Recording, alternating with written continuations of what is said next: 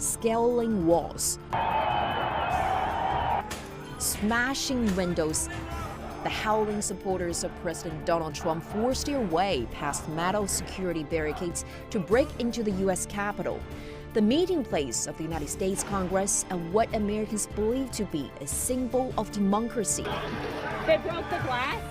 Thousands of them have gathered in Washington, D.C. on Wednesday morning ahead of a joint session of Congress to formalize Joe Biden's election victory.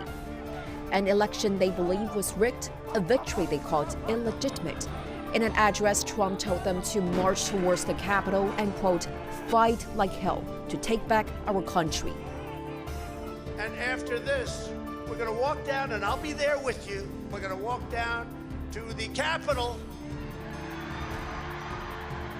and we're going to cheer on our brave senators and congressmen and women.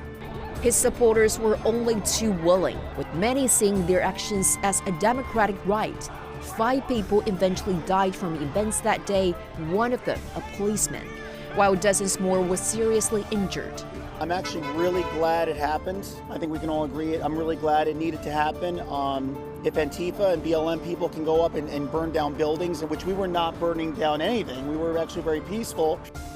Millions of Americans were left scratching their heads, wondering how an angry mob could so easily push past security to get inside a building which was hosting the vice president and hundreds of elected lawmakers. Trump told us to go there. When we got there wasn't one cop standing out front. It escalated They very, knew very we were quickly. coming. Why didn't they have it guarded? Joe Biden was later formally certified by lawmakers as the next president, was unsympathetic to the cause of those who smashed their way into the U.S. Capitol, going so far as to call them domestic terrorists.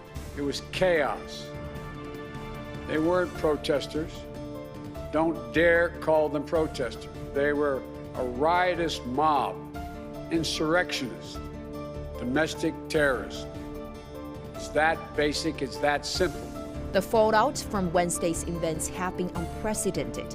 Trump's favorite platform, Twitter, cut off his personal account, saying his tweets were a threat to further violence.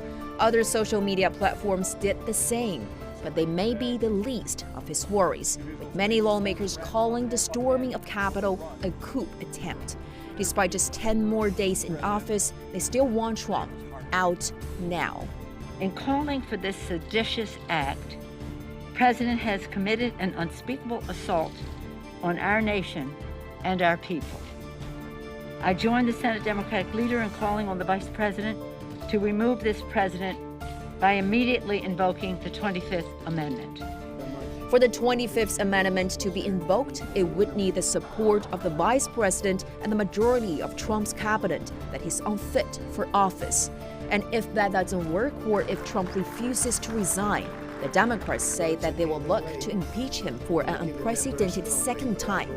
Meanwhile, Trump says that he will avoid Biden's inauguration on January the 20th, the first president in 150 years to do so.